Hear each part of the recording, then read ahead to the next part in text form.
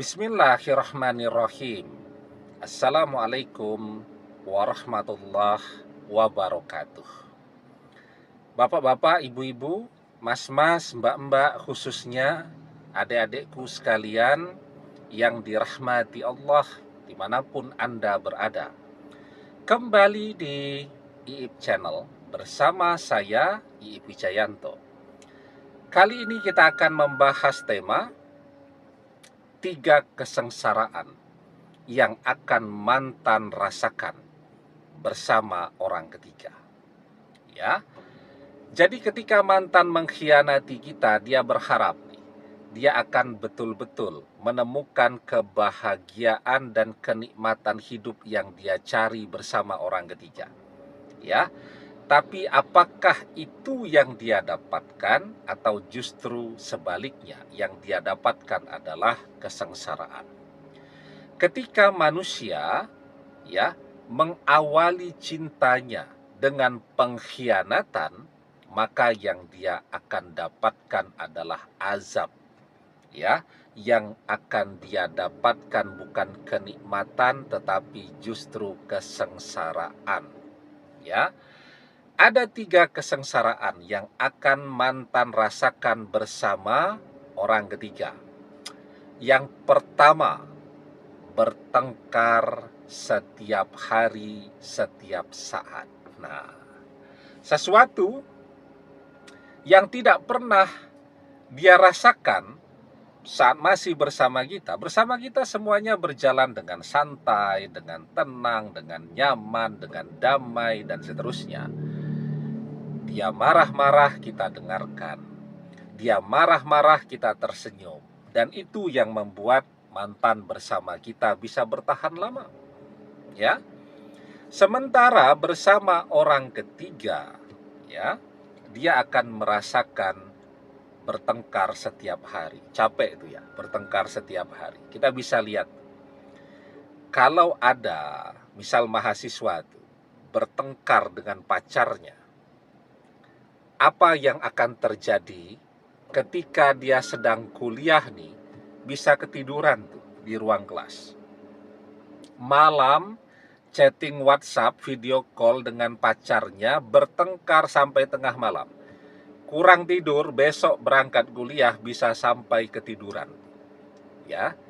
Itu kenapa pacaran itu tidak dianjurkan. Karena apa?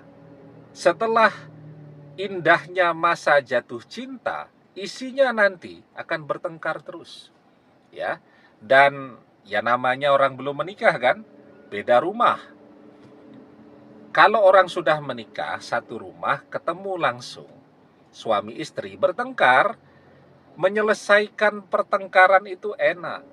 Karena ketemu langsung, bisa merasakan energinya, auranya, dan seterusnya. Lebih cepat selesainya. Tapi kalau video call bertengkar, ya sudah, lanjut terus bertengkarnya besok. Nah, jadi pacaran itu sangat melelahkan. Sehingga seharusnya mahasiswa itu kuliah 4 tahun selesai kalau tidak pakai pacaran. Kalau pakai pacaran bisa 6 tahun baru selesai. Rugi waktu, rugi biaya, rugi kesempatan kerja. Teman-teman sudah kerja semua, dia baru lulus kuliah. Teman-temannya sudah kerja semua, pas dia mau kerja, lowongan pekerjaan tidak ada. Nah itu jadi kenapa bertengkar terus? Karena yang namanya orang ketiga itu biasanya orangnya egois.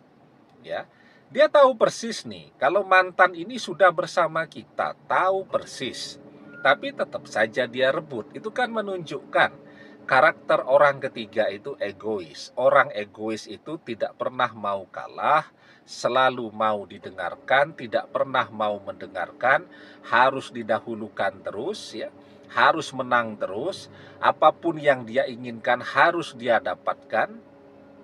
Kalau tidak dia dapatkan, ngamuk. Nah, jadi bertengkar terus Dan itu akan sangat mengganggu kehidupan mantan. Mau bekerja tidak bisa fokus. Bahkan di tempat kerja pun orang ketiga masih ngajak bertengkar terus. Nah, itu penderitaan dan azab yang luar biasa. Ketika orang sudah menikah pun, dia dapat suami yang cerewet, atau dapat istri yang cerewet, marah terus, ngomel terus, dan seterusnya. Itu akan membuat dia jadi kurus kering. Ya, beda kalau dia mendapatkan suami atau istri yang sabar, yang tenang, ya, yang tidak suka bertengkar, yang punya kekuatan untuk mendengarkan omelan dan seterusnya. Nah, itu kalau dapat pasangan yang begitu setelah menikah bisa gemuk ya. Nah, jadi itu yang pertama, ya, kesengsaraan karena harus bertengkar setiap hari, setiap saat, ya.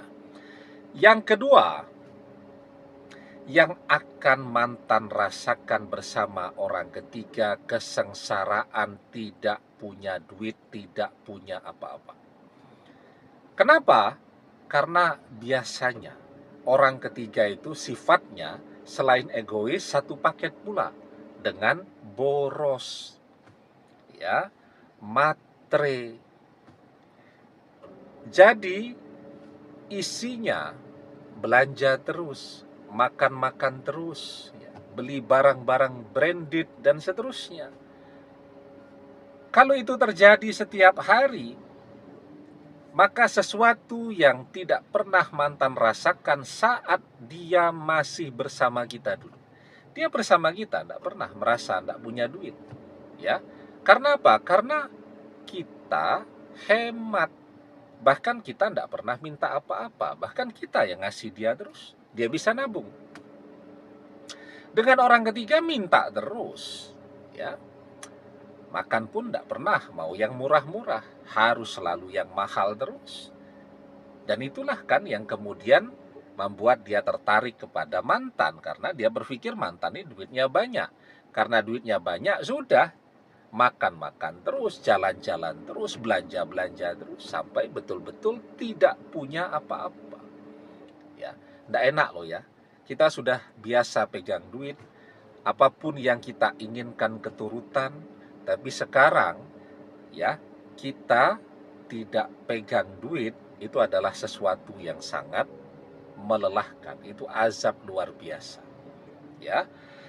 Dan yang ketiga nih, tapi sebelum kita bahas lagi lebih jauh yang ketiga, ya, jangan lupa ya adik-adik yang baru menemukan channel ini untuk memencet tombol subscribe dan menyalakan lonceng notifikasi agar Anda selalu mendapatkan pemberitahuan video-video terbaru dari channel kesayangan kita ini.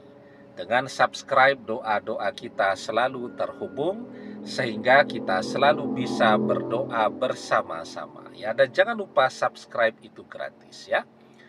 Dan juga jangan lupa hari Sabtu tanggal 17 Mei 2025 ikuti webinar kita.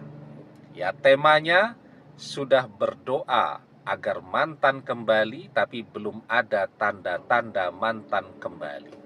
Lakukan 3 hal ini agar doa cepat terkabul. Nanti informasi pendaftarannya bisa chatting WhatsApp di nomor official kita ini, ya. Oke. Yang ketiga, kesengsaraan yang akan mantan rasakan. Mantan akan mulai merasakan dikhianati. Saat mantan tidak punya duit, cinta selesai. Maka di situ orang ketiga akan mulai mencampakkan mantan, mengkhianati mantan. Orang ketiga akan selingkuh mencari seseorang yang duitnya masih banyak. Apa yang kita rasakan dikhianati oleh mantan. Nah, sekarang tuh mantan juga akan merasakan dikhianati, dicampakkan oleh orang ketiga setelah dia dimanfaatkan. Oke?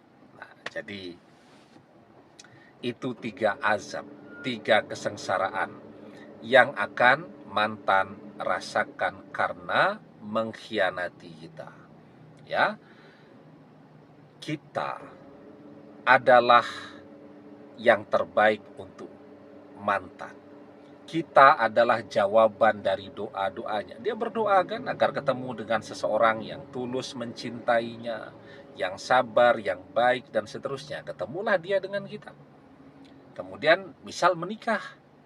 Setelah menikah, dia tidak bersyukur, malah dia selingkuh.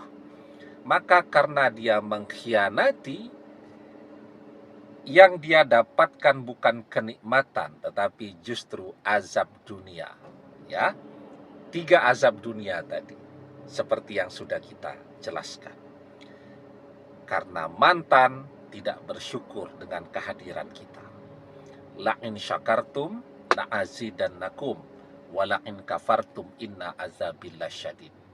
Allah Subhanahu wa ta'ala mengajarkan kepada kita, jika kalian pandai bersyukur, maka akan aku tambahkan nikmatku atas kalian. Tapi jika kalian tidak pandai bersyukur, maka sesungguhnya azabku sangat pedih. Demikian, semoga bermanfaat. Wallahu a'lam bissawab, billahi taufik wal hidayah. Assalamualaikum warahmatullahi wabarakatuh.